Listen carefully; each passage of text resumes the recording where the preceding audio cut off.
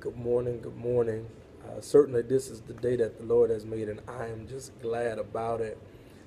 It is 3:43 a.m. in the morning, February 23rd, 2017, and I'm just honored to be able to share some words of encouragement with you before you start your day.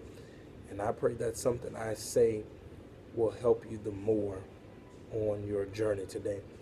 I want to look at Exodus chapter 3.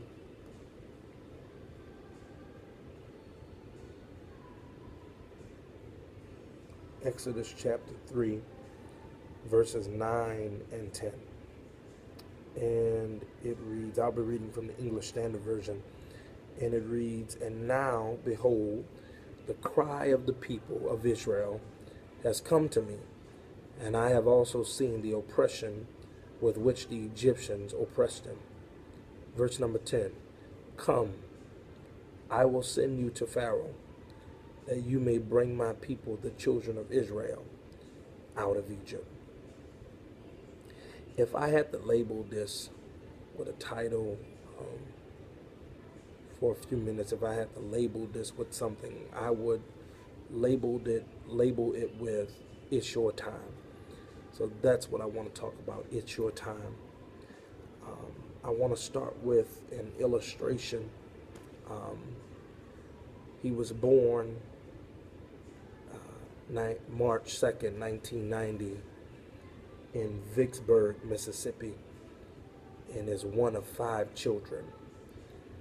Raised in a single-parent home, he is someone whose society had written off because he grew up on what some define as the other side of town. He graduated from Vicksburg High School in 2009, having only played football his freshman and senior years at the high school, but earned a football scholarship to Hines Community College in 2009.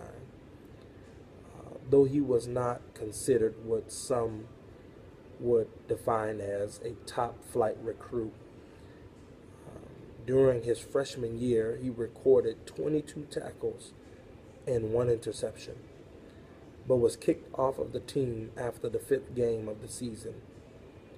He then took a job at a local Popeyes for the rest of the school year and enrolled in classes at nearby Elkhorn State University. It was at that point in time he realized something was missing from his life, and he longed to play football again.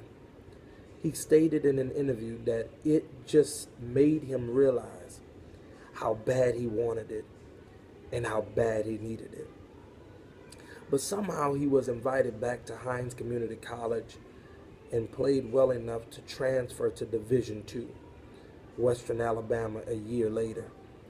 For 2 years, he was considered by many coaches to be one of the best cornerbacks in the Gulf Coast Conference. But just when he thought things couldn't get any better, one day after his second season, he received a call that would not only change his life, but earmark his career. Now, prior to February of 2015, many of us probably would not have known this person. Many of us probably would not know who I'm talking about. But as of February 1st, 2015, many of us know him as Malcolm Terrell Butler, cornerback for the New England Patriots. Malcolm Terrell Butler, who would have thought? The young man whom some had written off after being kicked out of college.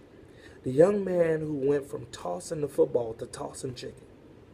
The one who had raised, or who was raised rather, on the other side of town. Mr. Malcolm Butler. Super Bowl 49, the New England Patriots versus the Seattle Seahawks. February 1st, 2015, at the University of Phoenix Stadium, with 20 seconds left in the game, at approximately 9:01 p.m. Central Time. Malcolm Butler intercepted a pass and returned the possession to the Patriots, and consequently earmarking their 28-24 victory. Now, It wasn't supposed to happen this way. No one was expecting a no-name somebody to carry out this play. This is the rookie from countrytown Vicksburg, Mississippi. Some would suggest that Malcolm is just lucky and some things just happen. But my spirit man does not believe Malcolm Butler was just lucky. I don't think that he just happened upon this pass. Because remember, he was kicked out of college. He went from playing football to working for Popeyes.